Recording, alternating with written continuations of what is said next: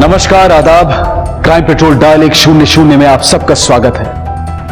हर इंसान अपनी जिंदगी को अपने तरीके से जीना चाहता है। जिंदगी जीने का उसका अपना एक नजरिया, अपने कुछ मकाम होते हैं, और अगर इंसान अपने नजरिए को सही समझता है तो उसे किसी के प्रमाण पत्र की जरूरत नहीं होनी चाहिए। लेकिन अक्सर यह देखा गया है कि लोग अपने से ज्यादा दूसरों की सराहना और ध्यान को आकर्षित करना चाहते हैं।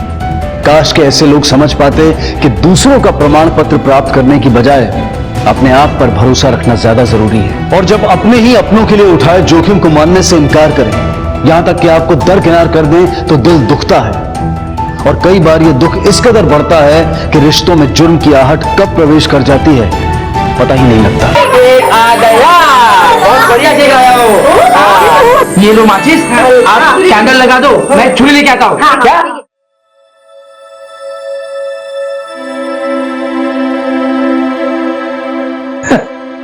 पाउडर लगा के पुराना चेहरा वापस नहीं आएगा।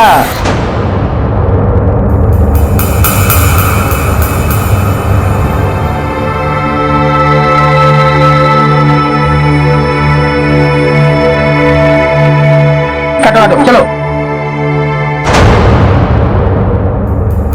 अरे आई को तो आने दो।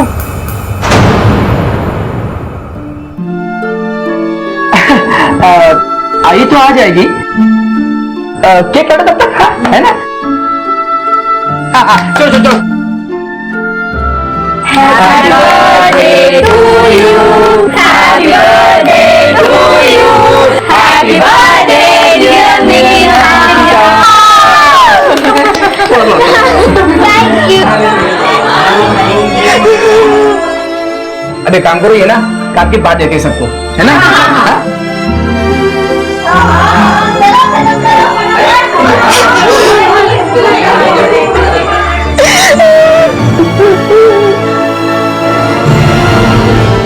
वसुधा एक मध्यम वर्गीय गृहिणी थी जिसने अपनी बेटी नीलम को स्टोव के फटने से बचाने के लिए अपने आप को उसका शिकार बना लिया, और इस हादसे में उसका चेहरे से लेकर छाती तक का पूरा हिस्सा जल गया। इस हादसे ने न सिर्फ उसका चेहरा बल्कि उसके परिवार में उसकी जगह और उसके सम्मान को भी बिगाड़ दिया था। वो सबके लिए एक हीन भावना की वजह बन चुकी थी, और अपने लिए एक तिरस्कृत पत्नी और मां।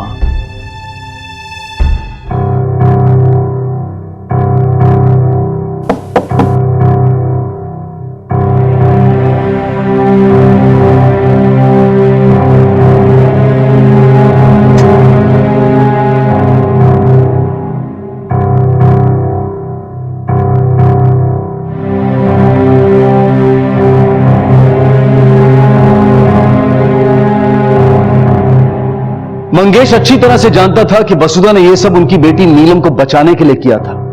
उसने अपने मां होने के फर्ज को निभाया था, लेकिन मंगेश अपने पति धर्म को भूलकर अपनी ही पत्नी वसुधा के साथ एक ही कमरे में रहने से कतराता था। और दूसरी तरफ वसुधा की सभी बेटियां भी उसके साथ सौतेले जैसा व्यवहार करती थी, और ना ही वो अपनी मां के दुख के प्रति पूरी तरह से संवेदनशील थी। अरे रुको तुम दोनों, मैं चलती हूँ ना। बाबा नहीं आ रहे तो क्या हुआ? पेरेंट्स मीटिंग में मैं चलती हूँ, जरा बाल बना लेती हूँ। आई रहने दे, हम है ना, हम देख लेंगे। अभी तो कह रही थी तुम दोनों कि स्कूल में नहीं चलेंगे कोई तो टीचर डांटेगी ना। नहीं, वो हम संभाल लेंगे, बस तुम्हें स्कूल आने की जरूरत नहीं है। हाँ। मतलब भाई रहने देना, हम देख लेंगे। अरे क्यों देख लेगी, मैं चलती हूँ। लेकिन मैं कह रही हूँ स्कूल आने की जरूरत नहीं है। क्यों नहीं आना? मैं माँ हूँ ना तेरी, मैं नहीं आ सकती? क्योंकि हम अपने दोस्तों को नहीं बता सकते कि तुम हमारी माँ हो। शक्ल देखिए अपनी। मुझे माँ कहने में तुम्हें शर्म आती है? लोगों के सामने मुझे तुम्हें माँ कहने में शर्म आती है? आती है। तुम्हारा ये जला हुआ चेहरा देखकर हम सबको घिन आती है। चल निकिता। वसुधा से हमदर्दी की बजाय उसके परिवार वालों को उससे घृणा हो गई थी, घिन आती थी। यह जिल्लत अब वसुधा के लिए रोज की बात हो गई थी। सबके बीच होते हुए भी वसुधा कहीं ना कहीं अकेली थी, और अब उससे यह बर्दाश्त नहीं हो रहा था, और उसने इसका एक हल निकाला।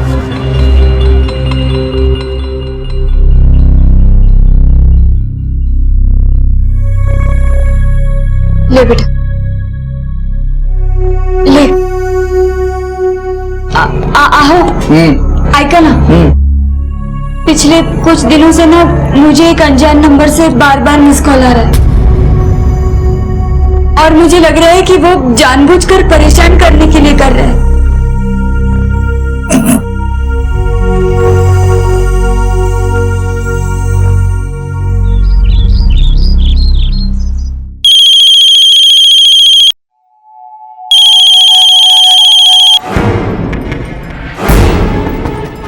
Hello hello hello. आइए कौन सा फोन है? पता नहीं, अननोन नंबर से कॉल आया था और शायद कोई आदमी था, क्योंकि फोन रखने से पहले उसने किसी को आवाज दी। तुम स्कूल जाओ।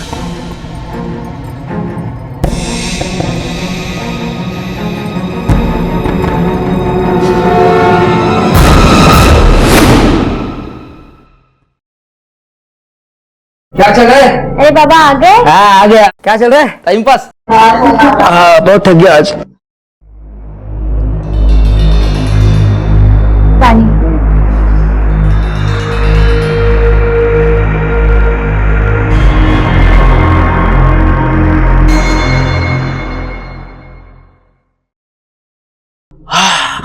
बाबा बाबा मेरी कॉलेज की स्पेशल कोचिंग में सिलेक्शन हो गया है। क्या बात है, अभिनंदन अभिनंदन।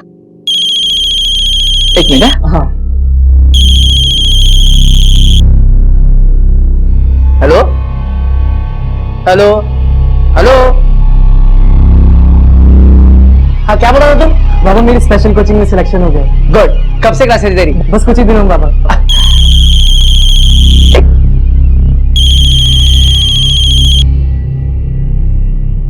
Hello hello hello.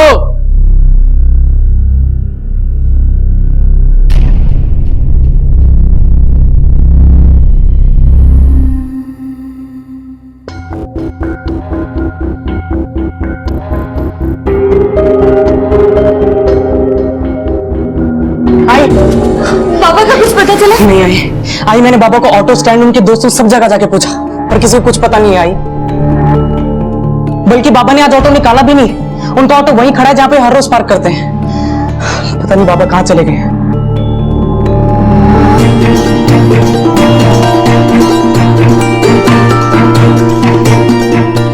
कहीं मेरी मिस कॉल वाली बात से उन्होंने कुछ उल्टा सीधा तो नहीं कर लिया ना? साहब ये मेरे पति है। कल कुछ काम से जाता हूँ कह कर गए, अब तक नहीं आए साहब।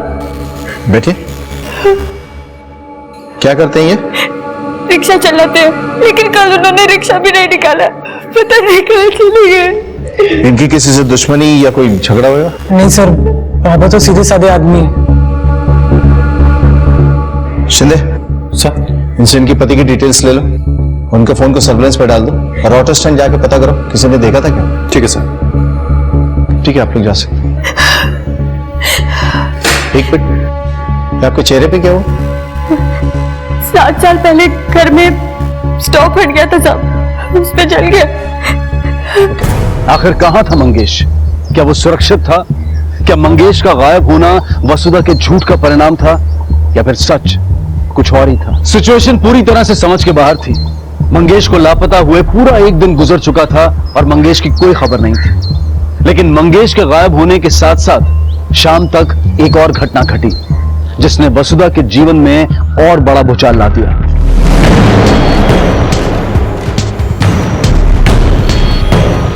अरे भाई, मेरी बेटी नीलम और निकिता स्कूल के लिए निकली थी, अब तक घर नहीं लौटी।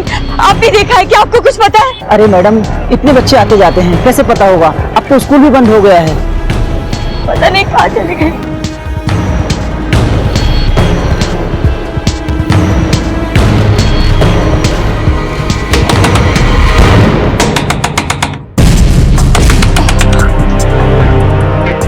अब बेटा, नीलम और निकिता यहाँ पर आए हैं क्या? नहीं तो आंटी। तुम्हारे यहाँ नहीं आए तो कहाँ गए? आज शनिवार है, 3 बजे घर आ जाती, अब तक नहीं आई, कहाँ चली गई? लेकिन आंटी आज तो वो दोनों स्कूल ही नहीं आई थी। क्या?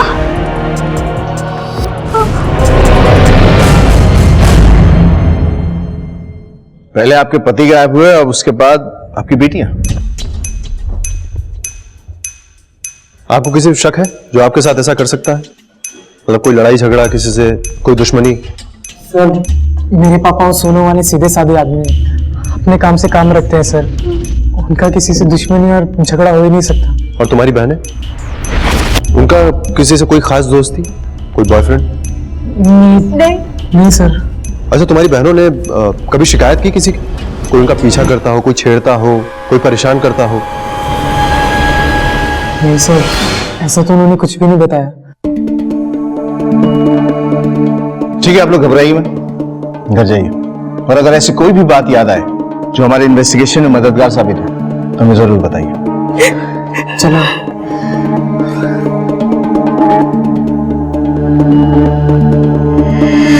शिंदे इन दिनों की बेसिक इन्फॉर्मेशन और फोटोग्राफ्स आसपास के पुलिस स्टेशन में सर्कुलेट करवा दो। ठीक है सर। लेकिन सर, मुझे लगता है कि ये किडनैपिंग फिरौती के लिए नहीं की गई, क्योंकि ये एक मिडिल क्लास फैमिली है सर, और पति को गायब हुए अभी 24 घंटे से ज्यादा हो चुके हैं, लेकिन अभी तक कोई रैंसम कॉल नहीं आया है। सर, मुझे लगता है कि ये केस आपसी लड़ाई झगड़े का है या आपसी दुश्मनी का। सिर्फ बाप नहीं, 2 बेटियां भी गायब हुई हैं। अब ये केस आपसी रंजिश का है, किडनैपिंग का है या चाइल्ड ट्रैफिकिंग का, या तो छानबीन के बाद ही पता चलेगा। लेकिन जो भी हो, केस बहुत सीरियस है, क्योंकि एक घर से 3 लोग गायब हुए हैं, पहले बाप और फिर 2 बेटियां। इस केस को सॉल्व करने के लिए इस परिवार को समझना बहुत जरूरी है। फिलहाल वसुधा के पड़ोसी से मंगेश के ऑटो स्टैंड और बच्चियों के स्कूल में पूछताछ करते हैं। साहब, मंगेश भाऊ का परिवार है तो अच्छा, ना किसी से लफड़ा करने का, ना किसी के लफड़े में पड़ने का। आपण बरं ही आपलं काम बघा। साहब बाहर नहीं, लेकिन घर में तो बहुत अनबन चलती रहती थी। मतलब मंगेश और उनके बाइकों के बीच में ना कितने दिनों से मानो बोलचाल बंद ही थी। और वो निकिता और नीलम, उन दोनों की तो माँ से 1 मिनट भी नहीं बनती थी। ये क्या किया तूने? मुझे नहीं खानी है सड़ी हुई सब्जी। खाना भी अपने जैसा बनाती हो, ना टेस्ट है ना शक्ल। बेटा, बिना तेल मसाले के खाना खाना सेहत के लिए अच्छा होता है। हमारी सेहत का तुम कब से सोचने लगी? कुछ करना ही है ना तो अपनी शक्ल का करो। जब देखो बीमारों जैसा खाना बनाती रहती हो, ना खाने का मन करता है ना देखने का। निकिता, समझा दे इसको। देखा इसे कैसे बात कर रही है ये। तू चुप कर, आई का चमचा। मेरा बस चले तो इसका चेहरा ही ना देखूं। मेरी मजबूरी जो मैंने इसके कोख में जन्म लिया। और इन भाई बहनों के बीच में आपस में बनती थी? कैसी बनती साहब, ये दोनों बच्चियां ना बहुत ही बदतमीज थी। माँ को ना बहुत बुरा बुला कहती थी, और शैलेश बीच में बचाव करता रहता था। तो मंगेश अपनी बच्चियों को कुछ नहीं कहता था? वो क्या साहब, वो तो खुद वसुधा से बचता था। दोनों साथ में तो रहते थे, पति पत्नी जैसा उनके बीच कुछ नहीं था। मुझे तो लगता है साहब रोज रोज की चिपचिप से वो कहीं भाग गया है।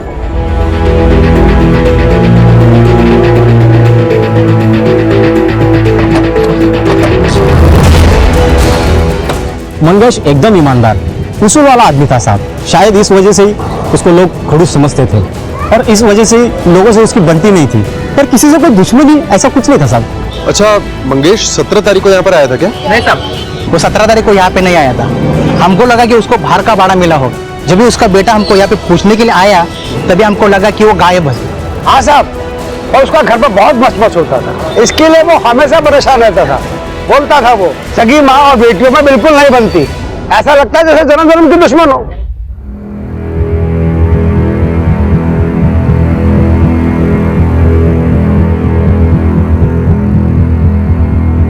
सब लड़कियां स्कूल में आई कि नहीं आई पता नहीं, पर स्कूल टाइम में मैंने दोनों को अपनी माँ के साथ में फुटपाथ पे देखा था।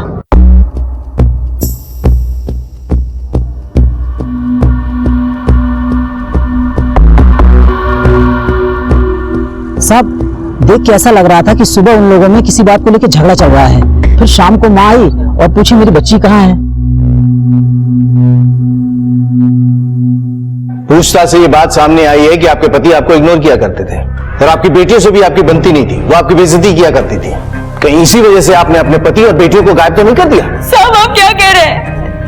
ये बात मानती हूँ मैं कि मेरी अपनी बेटियों से नहीं बनती थी, अनबन होती ही रहती थी। लेकिन आप ही बताइए, बाहर लोगों के सामने घर में अगर मेरी बहुत ज्यादा बेइज्जती करेंगे तो मैं कब तक चुपचाप सहती रहूंगी? कभी ना कभी कुछ तो कहूंगी ना साहब। लेकिन सौतेली बेटियां नहीं थी साहब, मेरी अपनी बेटियां थी।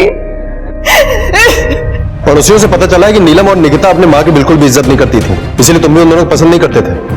ये बात सच है ना?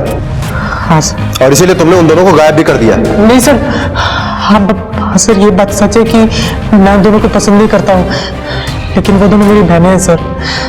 दोनों की बदतमीजियों के लिए मैं उनको डांटता था, कई बार हाथ भी उठा देता था सर, लेकिन मैं उनको गायब क्यों करवाऊंगा सर? 18 तारीख को सुबह से शाम तक कहाँ थे तुम? सर उस दिन मैं अपने बाबा को ढूंढने में बिजी था। तो फिर ये बात हमसे छुपाई क्यों आपने कि जिस दिन निकिता और नीलम स्कूल के बाद से गायब हुई थी, उस दिन भी आप लोगों के बीच में झगड़ा हुआ था? कहीं ऐसा तो नहीं कि इसी वजह से आपने उन दोनों को भी? नहीं साहब, ये आप क्या कह रहे हैं? मैंने आपसे कोई झूठ नहीं बोला साहब, मुझे तो याद भी नहीं है कि उस दिन ऐसा कुछ हुआ था, लेकिन इसका ये मतलब नहीं है कि मैं सच बोल रही हूँ साहब। मैं ऐसे सोच भी नहीं सकती। अगर आप ऐसा नहीं सोच सकते तो फिर कौन सोच सकता है? वो कौन है जो ऐसा कर सकता है? मुझे एक अनजान नंबर से कॉल आता था, मैंने इसके बाबा को भी बोला था, आज भी उसका फोन आया था। उसका फोन पर यह कहना था कि मेरी दोनों बेटियां उसके पास हैं, अगर मैंने उससे शादी नहीं की तो वो मेरी दोनों बेटियों को मार डालेगा साहब। तो ये बात आपने पहले क्यों नहीं बताई हमें? फोन क्यों नहीं किया? मैं करने वाली थी साहब, लेकिन शैलेश घर पर नहीं था। मैंने सोचा कि वो आ जाएगा तो मैं आपको फोन करके बता दूंगी, और लेकिन उससे पहले तो आप ही घर आ गए साहब।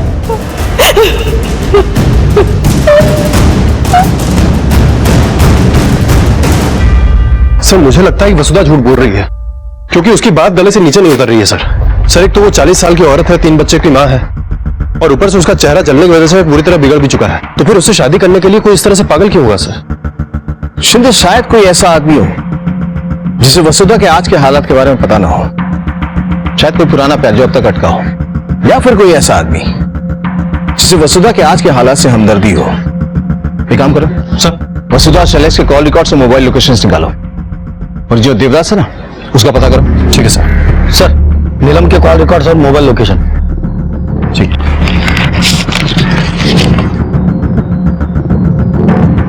नीलम के मोबाइल का लास्ट लोकेशन उसके स्कूल के पास।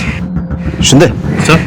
इसका मतलब है कि लड़कियां जहां और जिसके साथ भी गई है ना, स्कूल के बाहर से गई हैं। एक काम करो सर, स्कूल के आसपास जितने भी सीसीटीवी कैमरास हैं और उस रूट पे जितने कैमरास हैं ना, सबका फुटेज चेक करो, शायद हमें कोई क्लू मिले। ठीक है सर।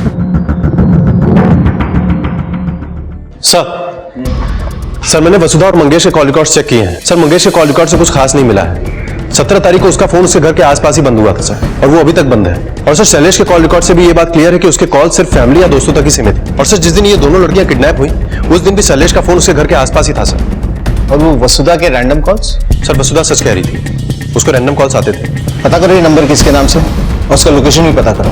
अगर वसुधा सच कह रही है तो इस नंबर के जरिए हम मंगेश, नीलम और निकिता तक पहुंच सकते हैं। डर और झूठ इंसान की सबसे बड़ी कमजोरियां हैं, और यह बेहद जरूरी है कि इंसान अपने मनोबल से उस पर विजय पाए। लेकिन डर और झूठ नाम के दुश्मन जिन्हें वसुधा ने खुद पाला था, वो उसके परिवार को तहस नहस करने वाले थे। आखिर उन तीनों के साथ हुआ क्या था? नीलम का खून किसने किया था? क्या निकिता कातिल थी या वो खुद किसी साजिश का शिकार थी? और नीलम के खून से मंगेश का कोई वास्ता था भी या नहीं? क्या ये हादसों का सिलसिला वसुधा का बदला था? सर वसुधा को जिस नंबर से कॉल आ रहा था वो स्विच ऑफ है। इंक्वायरी की तो पता चला वो नंबर झूठे नाम और एड्रेस पर रजिस्टर है सर। उसकी लोकेशन क्या थी? सर जब तक वो फोन ऑन था, उसकी लोकेशन ज्यादातर मीरा रोड स्टेशन के पास वाले मार्केट की थी।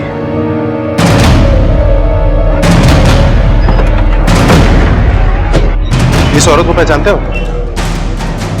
ध्यान से देखो, शायद देखा हो।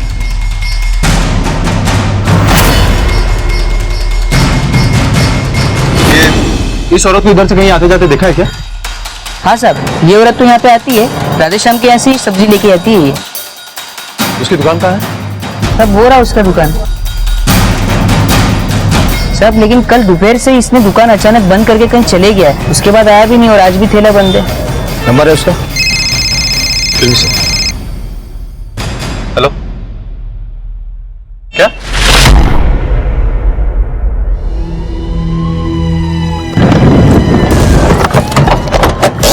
हटिए आप लोग यहां से। खून पूरी तरह से सूख चुका है। फिर आप लोग आसपास देखो, कोई सुराग मिलता है क्या? Okay sir. बॉडी सबसे पहले किसने देखी थी? मैंने देखी थी साहब। मैं यहाँ पास में ही रहता हूँ साहब, मैं रोज इसी रास्ते से काम पर जाता हूँ। लेकिन सर आज सुबह जब मैं यहाँ से गया था उस वक्त ये लाश यहाँ नहीं थी, लेकिन जब वापस लौटा तो देखा सर यहाँ लाश पड़ी थी। शिंदे, इसका मतलब है कि इसे मारा कहीं और गया है और उसके बाद बॉडी यहाँ ठिकाने लगाई गई है, इसलिए खून के कोई निशान भी नहीं दिख रहा है। काम करो, बॉडी को पोस्टमार्टम के लिए भेजो, वसुधा को खबर करो और सब्जी वाले को उठाओ। ठीक है सर।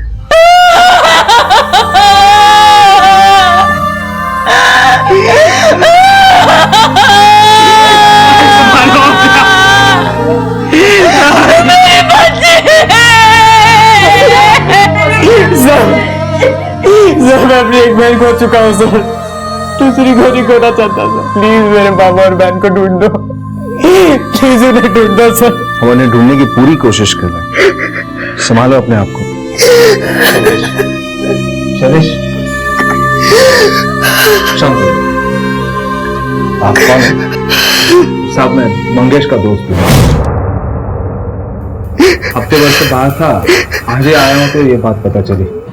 सर, राधेश्याम अचानक से कहीं चला गया है और उसी का कहना है कि शायद वो अपने गांव गया होगा, लेकिन गांव कौन सा है सर, ये किसी को पता नहीं। मतलब पॉसिबल है कि ये किडनैपिंग और मर्डर राधेश्याम ने किया। इस केस को सॉल्व करने के लिए हमें उस तक पहुंचना बहुत जरूरी है।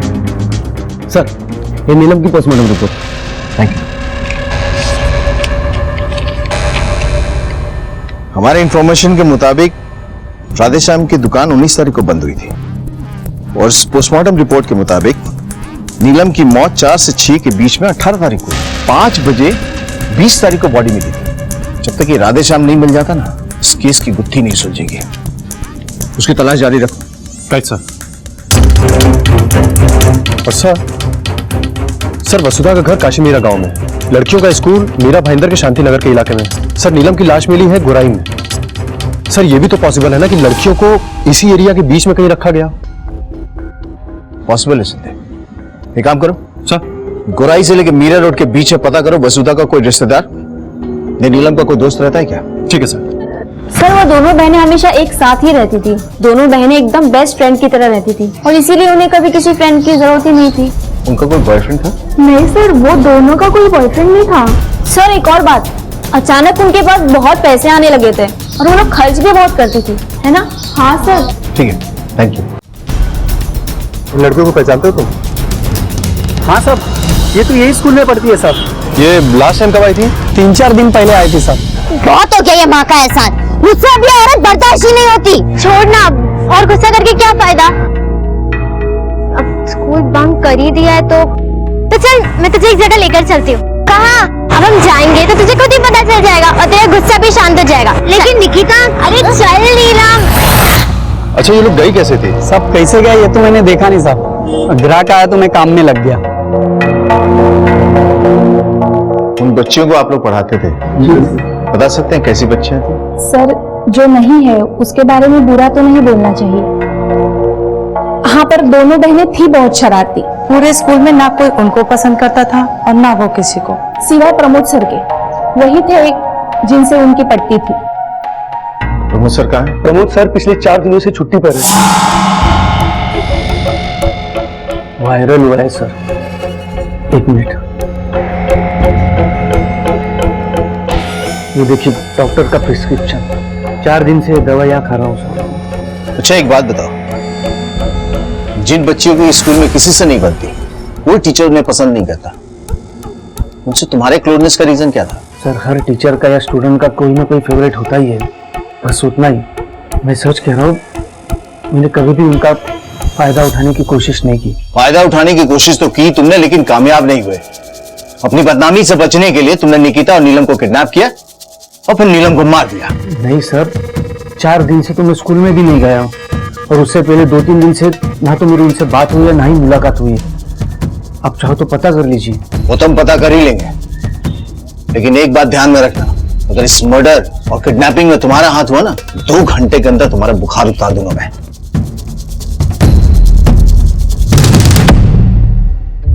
शिंदे ये सच नहीं बोल रहा है, मुझे लग रहा है कुछ ना कुछ छुपा रहा हमसे ये।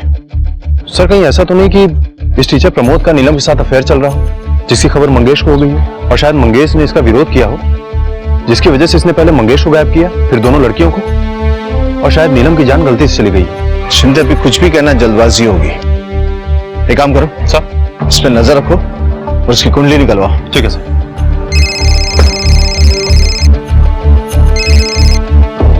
हेलो, ओके, ठीक है सर।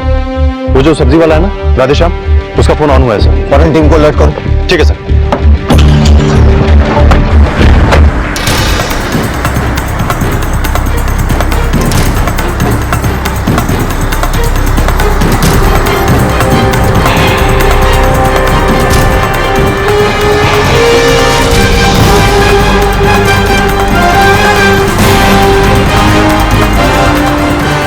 राधेश्याम चल। साहब हमें कुछ नहीं किया, चल पता चलेगा, चल।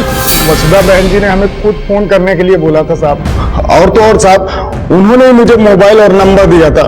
दादा आप मेरा एक छोटा सा काम करेंगे?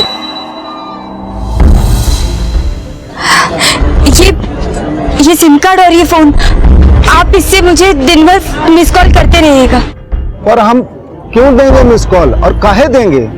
चिंता मत करिए, आप कोई गलत काम नहीं कर रहे, बल्कि आप मेरी मदद ही कर रहे हैं। लेकिन बहन जी ये कैसी मदद है, और हम काहे करेंगे? जब से मेरा चेहरा जल गया है ना, मेरी तो दुनिया ही उजड़ गई है। मेरे घर वाले मुझसे बात नहीं करते, मेरे सामने आंख उठाकर भी नहीं देखता है। घर में मुझे मुंह ढक के चलना पड़ता है। अगर आप इस फोन से मिस कॉल करेंगे ना, तो शायद उन्हें लगेगा कि कोई है जो मेरी परवाह करता है, मुझे प्यार करता है। इस बहाने वो लोग मुझसे दो बातें करेंगे, मेरा ध्यान देंगे। लेकिन बहन जी अगर कुछ गड़बड़ हो गई तो? अरे कोई गड़बड़ नहीं होगी, आप मुझ पर भरोसा रखिए। ये थोड़े से पैसे रख लीजिए, मुझे मिस कॉल कर। ठीक है, हम कर देंगे मिस कॉल। तो वसुधा के कहने पे ही तूने उन लड़कियों को उठाया ना? नहीं साहब, हमने किसी को नहीं उठाया साहब। वसुधा बहन जी का पति उनको पसंद नहीं करता था साहब, इसलिए बहुत वो परेशान रहती थी। हमें क्या मालूम कि हम उनके साथ अच्छा ही करेंगे और हम यहाँ तक पहुँच जाएंगे साहब। हेलो, क्या सर वसुधा ने अपने हाथ की नस काट ली?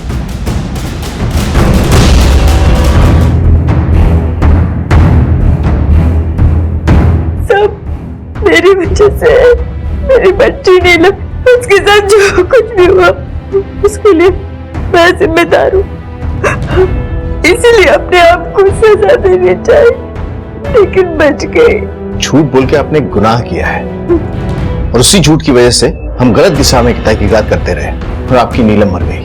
लेकिन अब मंगेश और निकिता किस हाल में हमें भी नहीं मालूम। सब अब मुझे सजा दे दो, मैं जिम्मेदार हूँ सबके लिए। झूठ बोल के जो गुनाह किया उसकी सजा तो मिलेगी आपको, लेकिन अगर मंगेश और निकिता को कुछ हुआ होगा ना, तो कानून आपको थोड़ा भी रियायत नहीं देगा। सर वसुधा ने अपने हाथ की नस काट ली, इसका मतलब कि उसके अंदर वायलेंट इंस्टिंक्ट है।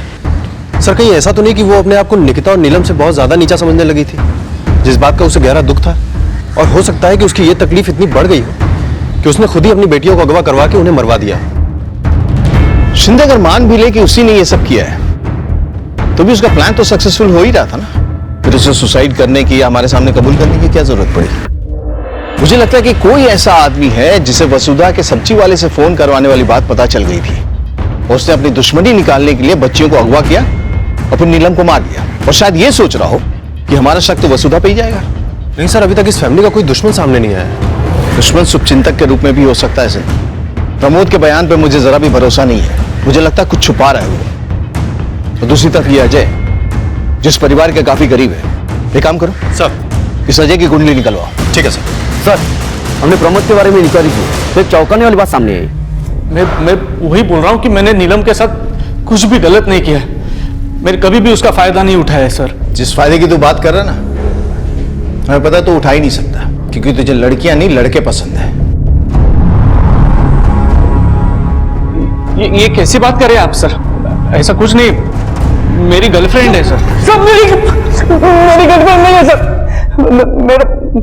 मेरा बॉयफ्रेंड है सर। मैंने ये सबसे छुपा के रखा था, क्योंकि मुझे पता था सब लोग मेरा मजाक बनाएंगे, लेकिन नीलम बहुत तेज लड़की थी सर। उसने सब कुछ पता लगा लिया था कि मैं। आप तो काफी रोमांटिक निकले सर। क्या लव मेकिंग सीन है? ये तुम्हारे पास कैसे आई? ये हमने तब ली थी जब कल अपनी कार में आप अपने बॉयफ्रेंड के साथ कुची-कू कर रहे थे। और अगर आप नहीं चाहते कि आपकी कुची-कू वाली हरकत की तारीफ सब लोग करें तो 10,000 देने पड़ेंगे। और इतना तो आप कर ही सकते हैं ना सर? 10,000 कुछ ज्यादा नहीं है, राइट? और उसके बाद वो हर 8-10 दिन के बाद मुझे पैसों के लिए ब्लैकमेल करने लगी। इसका मतलब है कि निकिता और नीलम के पास तुम्हारे पास से पैसे आते थे और तुमने उनसे पीछा छुड़ाने के लिए और अपनी बदनामी से बचने के लिए उन्हें किडनैप किया और नीलम को मार दिया। सर, निकिता कहाँ है? सर, मैं उस तरह का इंसान नहीं हूं सर। मैं 10-20 हजार के लिए किसी का खून नहीं कर सकता हूं सर। शिंदे सर, इसे तब तक अंदर रखो जब तक ये सच ना बोले। सर सर सर सर मेरी बात तो सुनिए सर। सर प्रमोद सच कह रहा है। उस दिन बीमार था और पूरे दिन घर पे ही था सर। अगर प्रमोद भी इस केस में इन्वॉल्व नहीं है तो फिर कौन हो सकता है? शिंदे सर, कहीं ऐसा तो नहीं कि ये सारा काम मंगेश ने किया? क्योंकि एक दिन अचानक वो घर से गायब होता है और उसके दूसरे दिन उसकी बच्चियां निकिता और नीलम कहीं परेशान होकर उसने तो नहीं मार दिया उन्हें? हो सकता है सर। नायगांव रेलवे ट्रैक के पास एक लड़की की लाश मिली। हमने जो नीलम और निकिता की फोटो सिक्योरिटी की थी, शायद उसके मुताबिक 2 लाश निकिता की हो सकती है, क्योंकि लाश का चेहरा निकिता से मिलता है।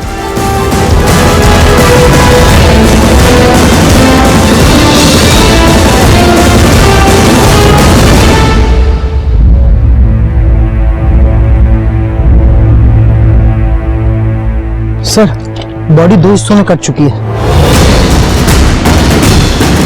शिंदे सर, जहां नीलम की लाश मिली थी उससे ये ट्रैक बिल्कुल अपोजिट डायरेक्शन में है, काफी दूर। Yes sir. पता करना पड़ेगा इसकी बॉडी यहां तक पहुंची कैसे। साहब वो नहीं हो सकती साहब। साहब हमारी बात सुनिए।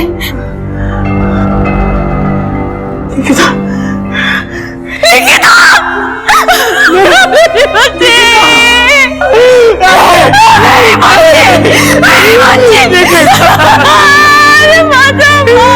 वसुधा के झूठ ने पुलिस को भटका दिया था, जिसका परिणाम यह था कि आज नीलम और निकिता दोनों इस दुनिया में नहीं थी और मंगेश का कोई अता पता नहीं था। पोस्टमार्टम रिपोर्ट के अनुसार निकिता की मौत सुसाइड नहीं, कत्ल थी।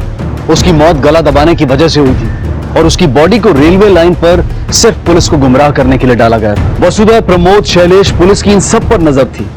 तो आखिर इन घटनाओं को अंजाम कौन दे रहा था? सर, अजय के बारे में इंक्वायरी करने पर पता चला है कि अजय वसुधा के काफी क्लोज है और उससे हमदर्दी भी रखता है। सर, इसीलिए अजय ने कई बार मंगेश को अपनी दोनों बेटियों को सुधारने के लिए कहा और ये बात दोनों लड़कियों को बुरी भी लगती थी। इसीलिए इन दोनों लड़कियों का अजय से झगड़ा भी होता था। सर, एक बार तो ये दोनों बहनें अजय घर चली गई और सबके सामने उसे बेइज्जत भी किया। सर, बात यहां तक बढ़ गई कि नीलम ने अजय को एक थप्पड़ भी मार दिया। सर, कहीं ऐसा तो नहीं कि अपनी बेइज्जती का बदला लेने के लिए अजय ने पहले इन दोनों बहनों को गायब किया हो और उसके बाद मार दिया?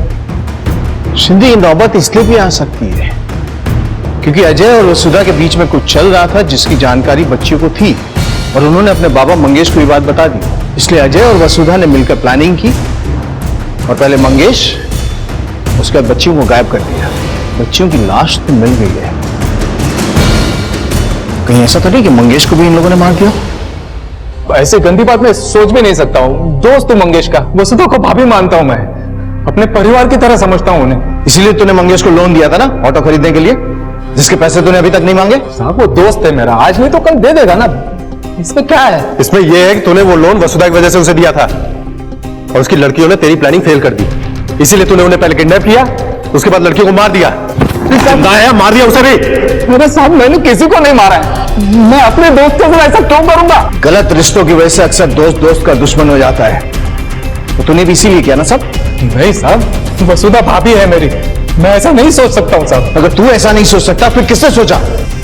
वसुधा ने या शैलेश ने? क्या बात कर रहे हैं साहब, दोनों बहुत भले लोग हैं। सर, मंगेश अपने घर आ गए हैं। क्या? अब तक कहां थे तुम? साहब, मैं राजस्थान गया था। वहां किस लिए गए थे? वसुधा का चेहरा जब से बिगड़ गया है, उसके साथ रहना बहुत मुश्किल हो गया था। हमारे बीच में पति पत्नी जैसा कुछ भी नहीं था, लेकिन उस दिन जब मुझे पता चला कि उसको किसी अनजान नंबर से मिस कॉल आ रहा है, मुझे बहुत बुरा लगा साहब। खुद की घिन आने लगी साहब। मुझे लगा मैं उसके साथ बहुत गलत कर रहा हूँ। मैं उसको देखता नहीं, इसीलिए कोई उसे तंग कर रहा है, पर मैं था जो अपना पति धर्म निभाने से भागता रहा साहब, इसीलिए उसे छोड़कर भाग गया। लेकिन जब पेपर में नीलिमा और निकिता के बारे में पढ़ा तो मुझसे रह नहीं गया साहब, मुझसे रह नहीं गया साहब। मैं वापस चला आया साहब, मैं वापस।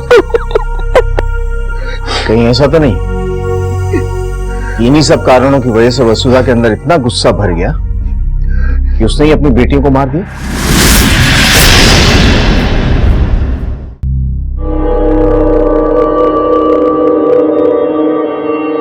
वसुधा,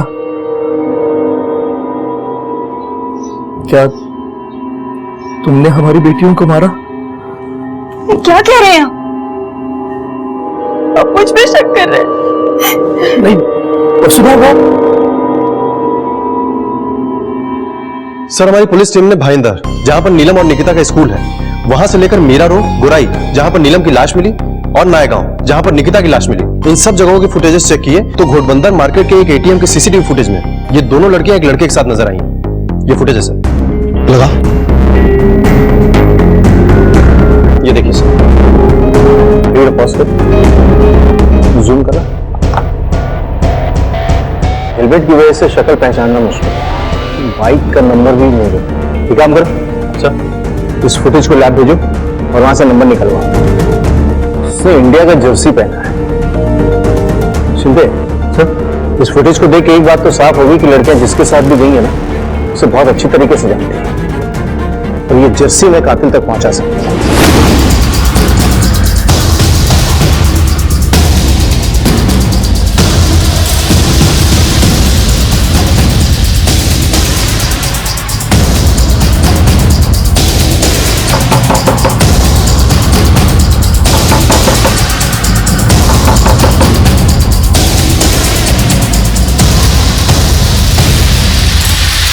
सच है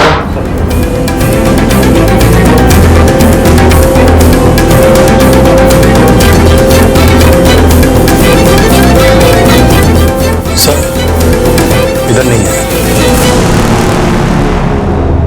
आपका ऑटो रिक्शा कहाँ है? गली के बाहर है।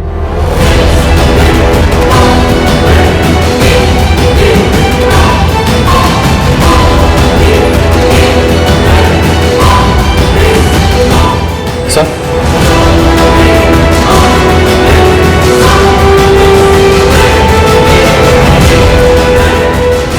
ये तो यहां था, इसका मतलब तूने छुपाया? यहां बोलेगा या पुलिस स्टेशन में चल के? क्योंकि झूठ बोलने का कोई फायदा नहीं है। जिस बाइक पे तू अपने बहनों को लेके गया था ना, वो सलीम की बाइक थी, और तेरे कॉल रिकॉर्ड से ये बात पता चली है कि उसके और तेरे बीच में बातचीत होती थी। बोल।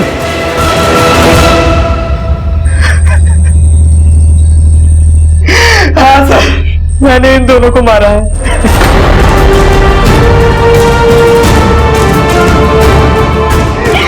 क्यों मारा अपनी बहनों को?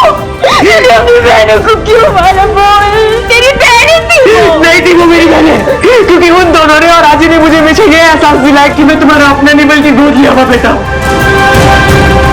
ये बात मैंने तुमको और बाबा को नहीं बताई। लोग मेरा मजाक बनाते थे, मुझे ये एहसास दिलाती थी कि अपना अपना होता है, पराया पराया। मैं अंदर ही अंदर रोता था, मैं सब कुछ सह लेता, गाय मेरे लिए सब कुछ। वो लोग गाय के साथ भी बुरा बर्ताव करते थे, मैं पहले से ही उनसे गुस्सा था। तो जब उस दिन बाबा गायब हुए तो नीलम ने सारा इल्जाम आई के ऊपर डाल दिया और आई को बहुत बुरा बना कर आई उनको समझाने के लिए स्कूल तक गई। आई रोते रोते घर है कि मैं नीलम को जिंदा नहीं छोड़ूंगा। उसके बाद क्या हुआ? उसके बाद मैंने निकिता को झूठ कहा कि बाबा वापस आ गए और उन दोनों को बुला रहे हैं, हमको उन्हें मनाने जाना पड़ेगा। नीलम को मारने के बाद मैंने निकिता को समझाने की बहुत कोशिश की, पर वो मेरी बात ही नहीं सुन रही थी, इसलिए मैंने 3 दिन बाद उसको भी मार दिया। तेरे आने के बाद मेरे घर में खुशी आई थी, तेरे घर में आने के बाद ही मैं माँ बनी और तूने ही मेरा घर उजाड़ कर रख दिया। मेरे बच्चे कभी वापस नहीं आ सकते। ले चलो इसे।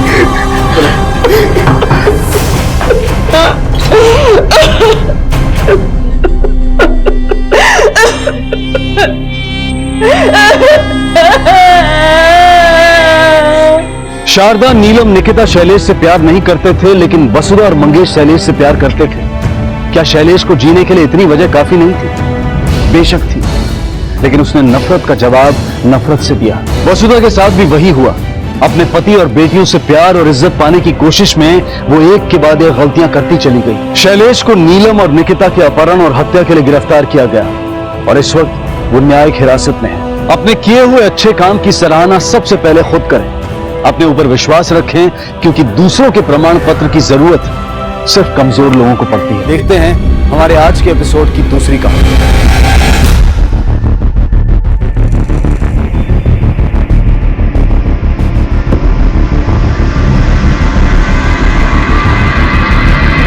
लो खा लो, खा लो।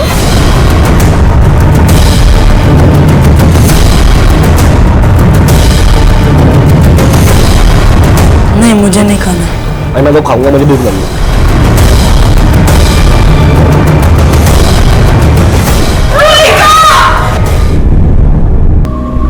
सदियों पहले जब इंसान ने दो पत्थर के टुकड़ों को रगड़कर पहली बार आग जलाना सीखा होगा, तब उसे अंदाजा भी नहीं रहा होगा कि घर्षण या टकराव से पैदा होने वाला यह सिद्धांत आने वाले समय में न सिर्फ उसके सामने बल्कि उसके देश, समाज और पूरी दुनिया के सामने सबसे बड़ी चुनौती और समस्या बनकर खड़ा होगा।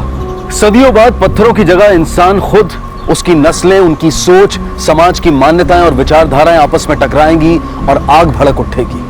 वो आग जिसके कारण उसका अपना अस्तित्व खतरे में पड़ जाएगा। आज हम एक ऐसी कहानी लेकर आए हैं जिसमें हर पल घटने वाली घटनाएं और वारदातें न सिर्फ आपके रोंगटे खड़े कर देंगी बल्कि आपको सोचने पर भी मजबूर कर देंगी।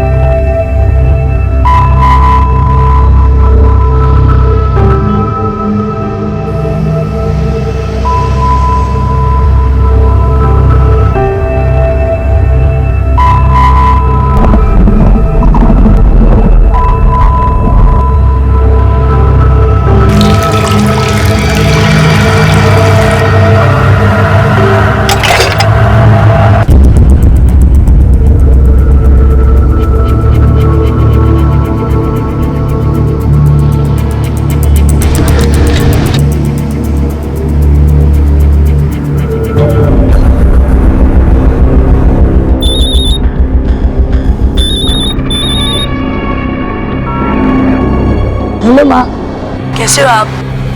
अच्छी हो। और बाबा?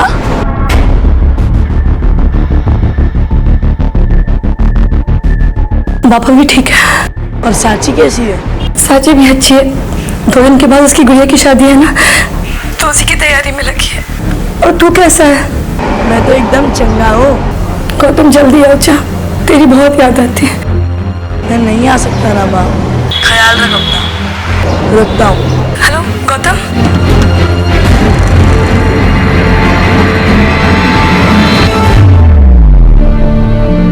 अरे कहाँ चले गए आप लोग? आइए, इस तरफ आइए, आप उधर चले जाइए। अरे पोस्टर, आपको कब से बोला पोस्टर लगा पोस्टर लगाइए। और काम हो रहा है आपका? हाँ भैया। हाँ, क्या लिख रहे हो? ठीक से लिखो।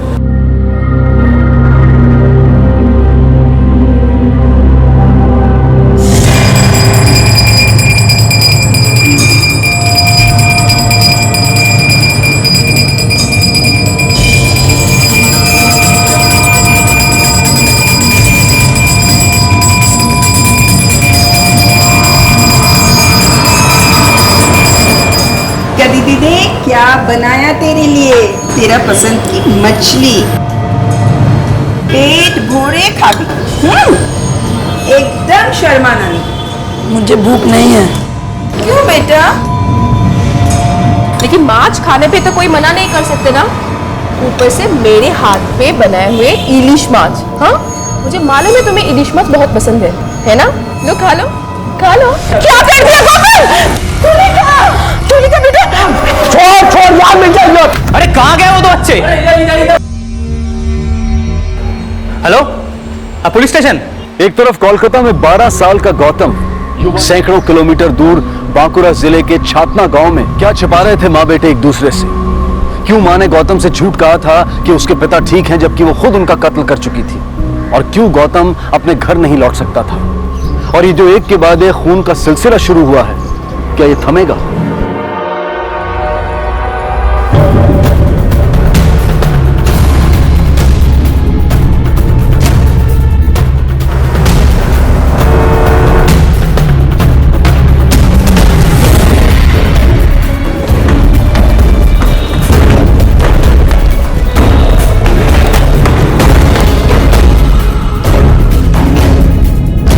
आपको जो बोला वो करिए, साइड में जाइए, कुछ नहीं है, जाइए जाइए जाइए, साइड में जाइए, साइड में,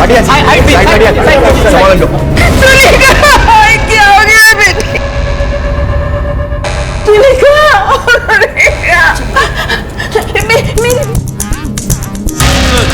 ये सीढ़ियों के पास मिला है। ऑटोमेटिक पिस्टल किसने किया ये? गौतम एक 12 साल का लड़का था सर, और दीदी के साथ ही रहता था वो। 12 साल का लड़का? तुलिका गौतम और भूमा की मदद कर रही थी। उसने उन्हें कोलकाता जैसे बड़े शहर में आसरा दिया, उनके खाने पीने का ख्याल रखा और उन्हें सही शिक्षा मिले, इसके लिए भी वो प्रयास कर रही थी। और फिर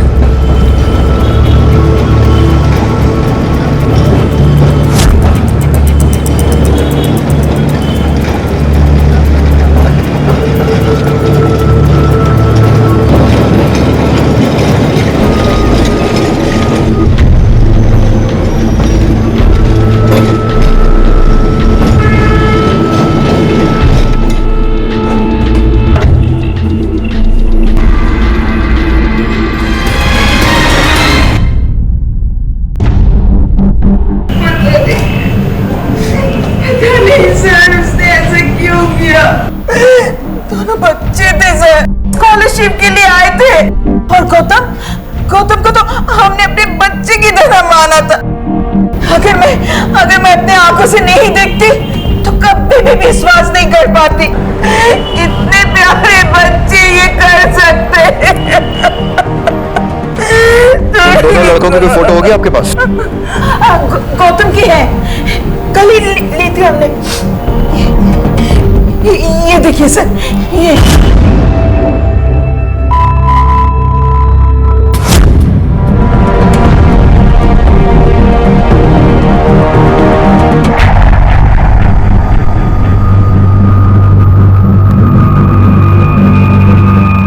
गौतम के फोटो को सभी पुलिस स्टेशन में सर्कुलेट करवाओ और खबरियों के नेटवर्क को एक्टिवेट करो। ये लड़का और इसके साथी यहाँ के नहीं है, कहीं बाहर से आए। इनसे बात करके दूसरे लड़के का स्केच बनवा दो। Yes sir.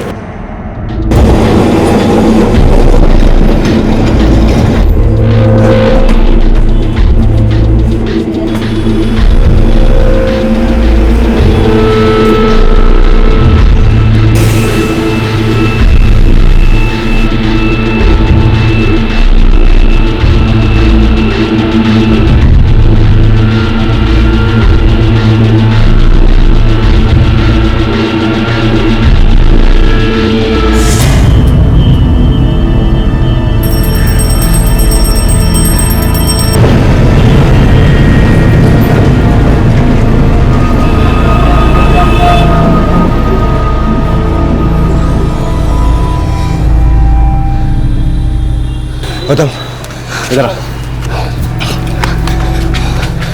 तू यहाँ पर बैठ, मैं आ रहा हूँ। दादा कहाँ जा रहे हो? मेरी बात मान, तू रुक यहाँ पर। मैं भी चलता हूँ। जब तक मैं ना हूँ यहाँ पे हिलना मत, नहीं मिलना।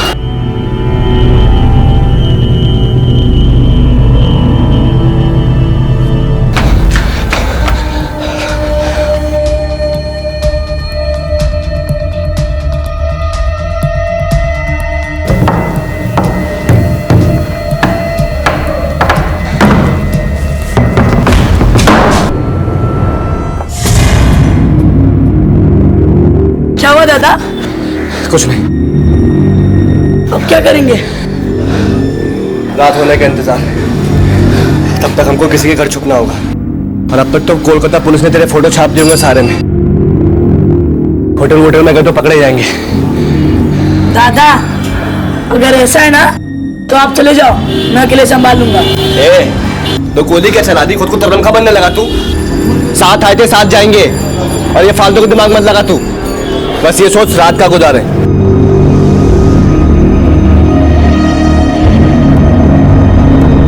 दादा रात गुजारने का ठिकाना मिल गया। ये अभी तक पता नहीं चल पाया था, और आखिर ये दूसरा व्यक्ति कौन था जिसकी हत्या भूमा ने की थी। उम्र का वो दौर जिसे बचपन कहा जाता है, उससे मासूमियत और अच्छाई की उम्मीद की जाती है। लेकिन 12 साल का गौतम और उससे कुछ साल बड़ा भूमा, वो तुलिका जो उनकी मदद कर रही थी, जिसने उन्हें अपने घर में शरण दी थी। तो फिर आखिर ऐसी कौन सी वजह रही होगी जिसके कारण उन्होंने उसकी जान लेने जैसा इतना बड़ा कदम उठा लिया? इस सवाल और ऐसे कई सवालों के जवाब पुलिस को आने वाले वक्त में ढूंढने थे।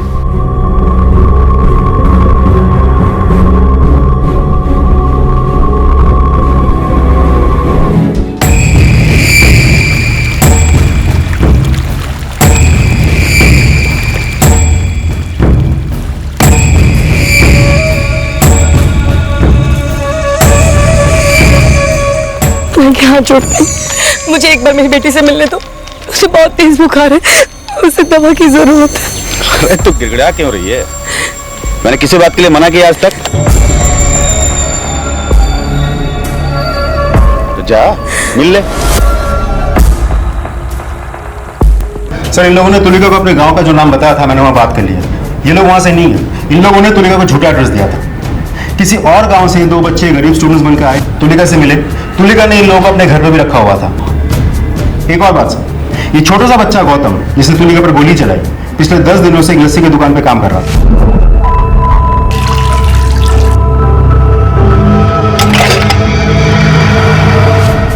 पता चला कहाँ है ये दुकान? सब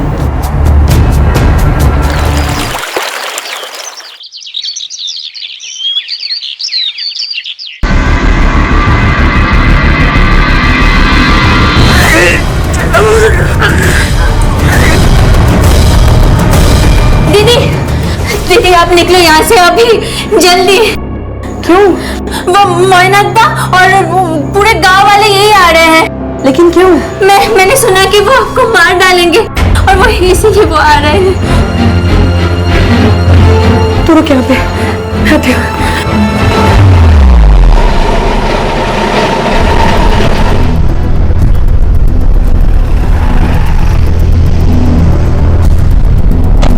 बताइए। मुझे नहीं पता था सर वो लड़का ऐसा निकलेगा। मुझे काम के लिए लड़के की जरूरत थी, मैंने उसे रख लिया अपने यहाँ। बिना कोई बैकग्राउंड चेक किए ऐसे ही रख लिए? उसी समय हमारी दुकान के सब स्टाफ छुट्टी पर चले गए थे और दुकान अकेले संभालने में प्रॉब्लम हो रहा था, इसलिए उसे काम की जरूरत थी, मुझे स्टाफ की, मैंने रख लिया उसे। कभी कोई पिस्तौल या गन कुछ देखा, या फिर कोई उससे मिलने आया हो? नहीं सर। ठीक है।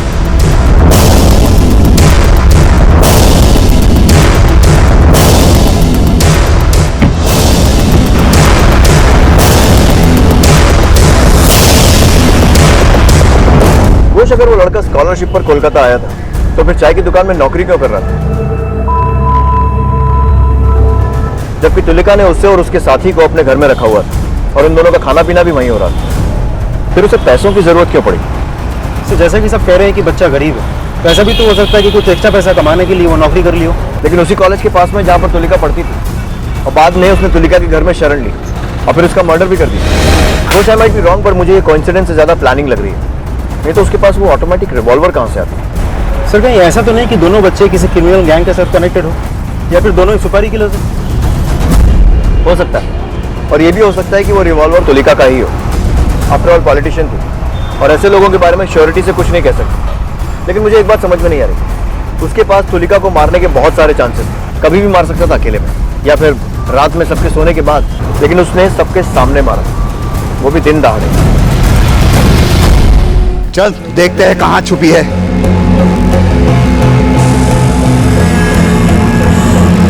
एक इधर देखो।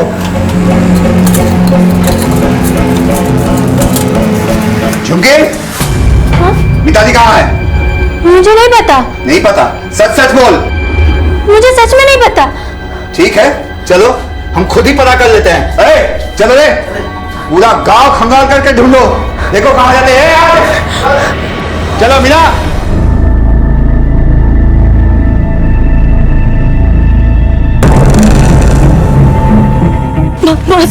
मास्टर जी मुझे बचा लीजिए, वो गाँव वाले मैनाक। क्या क्या मैंने क्या? इतनी घबराई हुई क्यों? मैनाक ने गाँव वालों के दिमाग में मेरे खिलाफ जहर भर दिया। वो सब मिलकर मुझे मारना चाहते हैं। क्या? मुझे बचा लीजिए। तुम आओ मेरे साथ। सुनिए जरा, ये फोटो देखिए।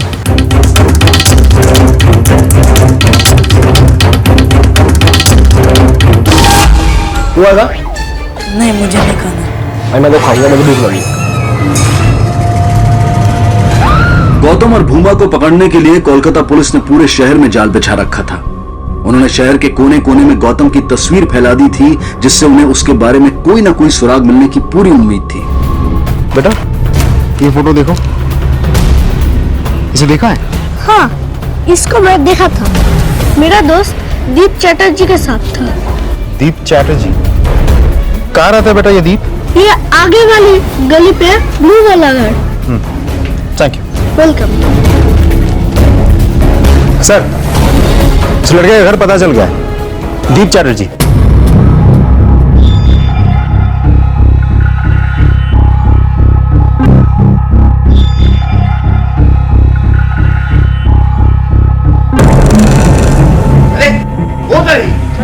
खबरदार मेरा, खबरदार तू किसी ने ऐसा हाथ लगाया तो। मास्टर जी आप बीच में मत पड़िए। अरे तुम लोग खड़े क्यों हो? जाओ पकड़ो। अरे भाग ही जाओ। पकड़ो उसको।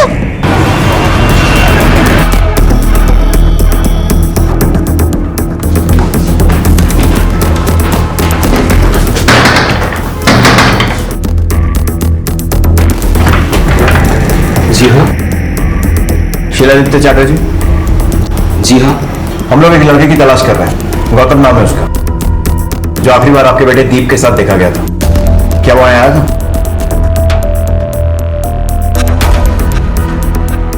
जी हाँ, वो आया था, लेकिन मिलकर थोड़ी ही देर में चला गया। कैसे जानते हैं आप उसे? Actually he is my son's friend, classmates रहे थे दोनों वर्षों तक। और कहाँ गया ये बता कर गया? जी नहीं, कुछ बताया तो नहीं, बस चले गए।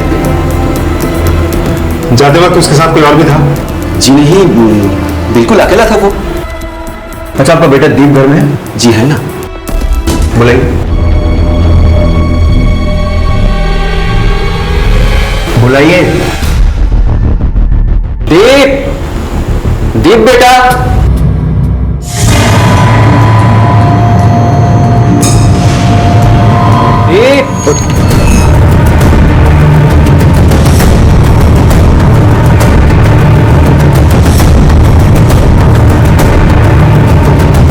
जाएगी कहाँ आखिर बच के? इधर ही कहीं होगी। पूरा छान मारना है, इधर उधर सब।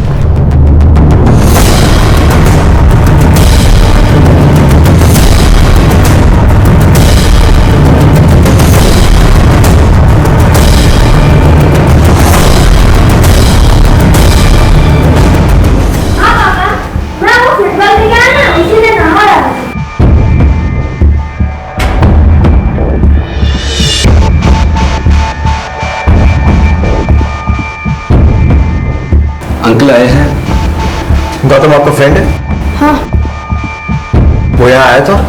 हाँ, मिल के चला गया। कहाँ गया है बता कर गया है? नहीं। ठीक है, उम्मीद करता हूँ कि अगर वो दोबारा आएगा तो आप हमें इन्फॉर्म करेंगे। जी हाँ।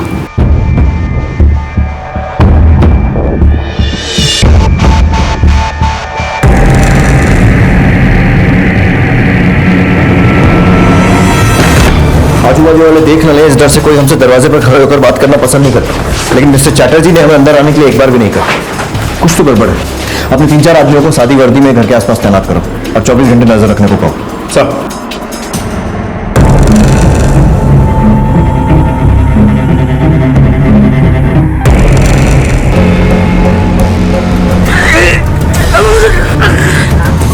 कैसे हो आप?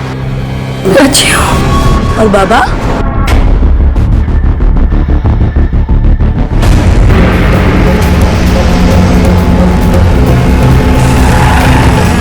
देखिए, अगर सिचुएशन इतनी क्रिटिकल और इन्फॉर्मेशन क्रूशियल नहीं होती तो इस टाइम पे आपको डिस्टर्ब नहीं करते। No, it doesn't matter.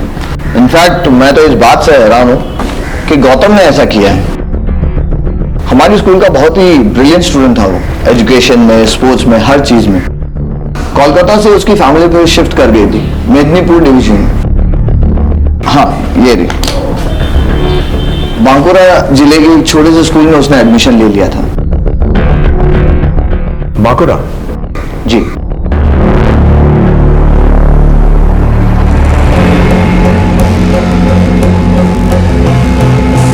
सब मिलके ढूंढो, देखो कहां गई है और कितना भगाएगी, आखिर गई कहां?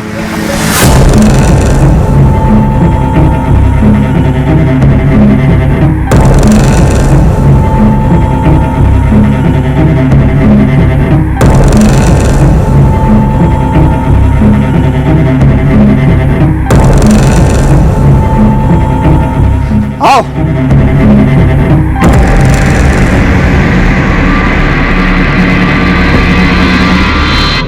जी जी, बच्चे का नाम है गौतम और पिता का नाम है रवीश।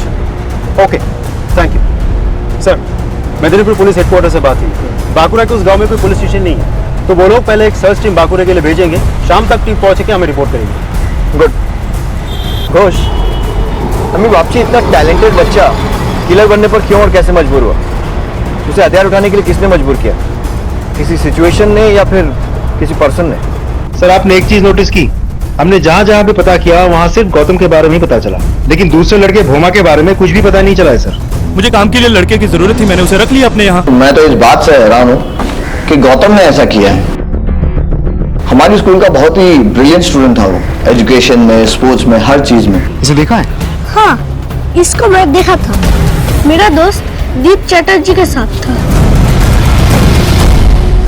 बचपन में अपनी दादी नानी से चुड़ैल और डायन की कहानियां हम सब ने सुनी होंगी। ये कहानियां हमें या तो कोई सीख देने के लिए सुनाई जाती थी या फिर सिर्फ मनोरंजन के उद्देश्य से।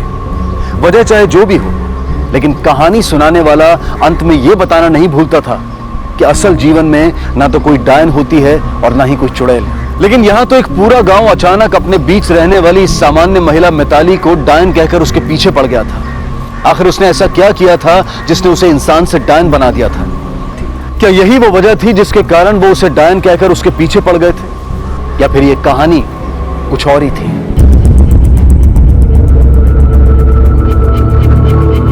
हेलो हेलो माँ।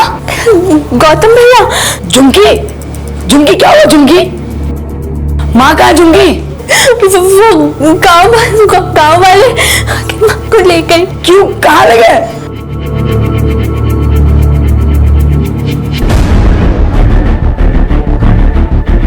तो रो मत, मैं आता हूँ झुमकी, आता हूँ।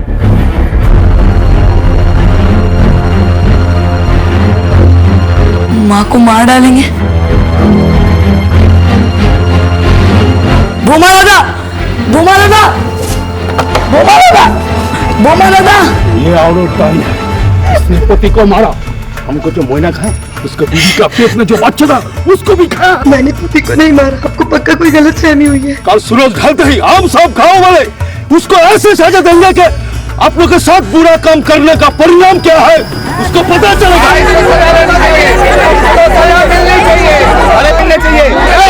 आप लोग का बुरा कर रहे हो, काम कर रहे हो क्या? क्या कर रहे हो तुम? क्या कर रहे हो? क्यों कर रहे हो? अरे छोड़ दो इसे। अरे भगवान के लिए आप करिए। कुछ नहीं किया इसने। मास्टर जी आप समझाइए ना इन लोगों को कि मैं डायन नहीं हूँ। आप सब तो जानते हैं मुझे। प्लीज मुझे छोड़ दीजिए। मेरे छोटे छोटे बच्चे वो किसके सहारे जिएंगे? इसे नहीं छोड़ना है। नहीं छोड़ेंगे।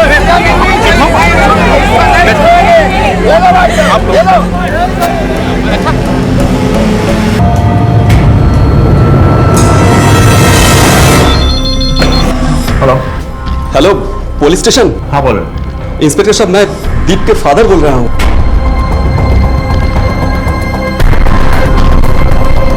ओके हम लोग पहुंच रहे हैं। Fast sir. यह भी जुर्म की फेहरिस्त की शुरुआत थी और कोलकाता पुलिस गांव में घट रहे अपराधों से पूरी तरह से अनजान थी।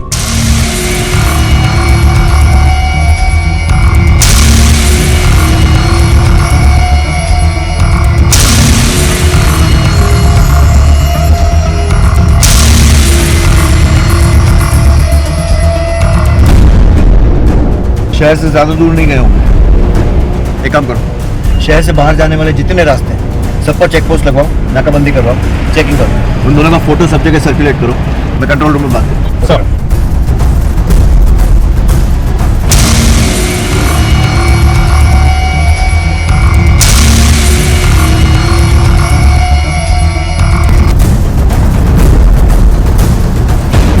हाँ 2 लड़के हैं, एक 12 साल का, एक 14 साल का। एक का नाम है गौतम, दूसरे का नाम है भोमा।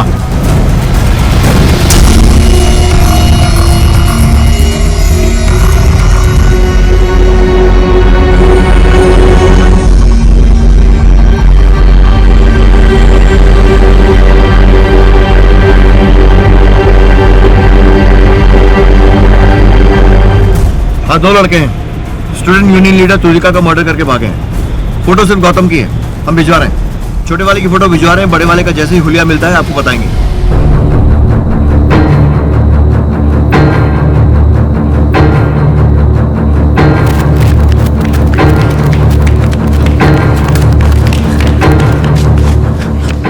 भाग भाग भाग। दादा दादा क्या हुआ? क्या हुआ दादा? दादा दादा उठने की कोशिश करो। क्या हुआ दादा?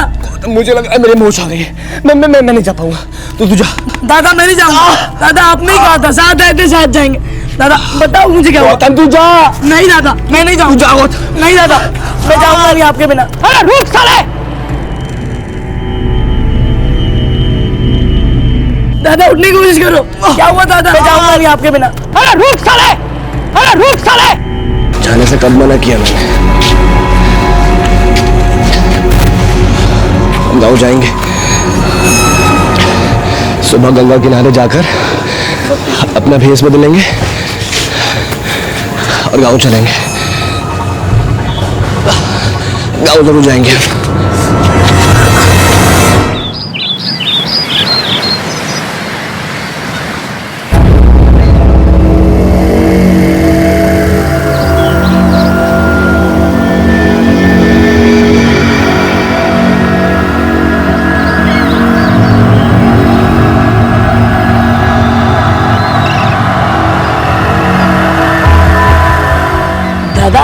दादा दादा उठो दादा, सुबह होगी दादा, जाना है गांव।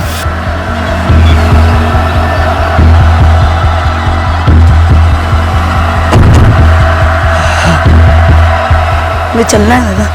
आओ दादा आओ। दादा दादा उठने की कोशिश करो दादा। गौतम लगता है हम जान नहीं जा पाएंगे, बहुत दर्द हो रहा है। दादा आप यहीं पे रुको, मैं देखता हूँ कोई दवाई मिलती है आसपास। नहीं गौतम गौतम गौतम तू कहीं मत जा। रुक गौतम, रोक अभी। गौतम गौतम रुक तू। और अब ये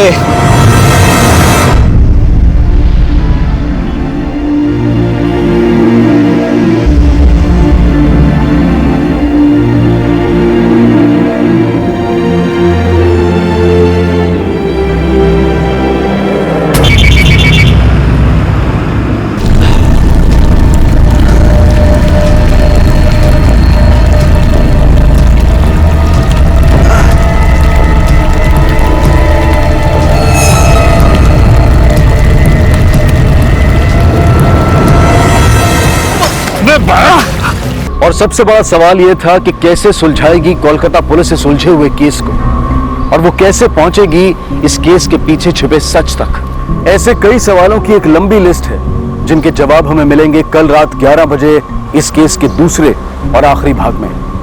अब मैं अनूप सोनी आपसे विदा लेता हूं। कल रात आपसे फिर मुलाकात होगी। तब तक अपना और अपने परिवार का ख्याल रखें और देखते रहें क्राइम पेट्रोल डायल 100। सबक एक को सीख हम सबको।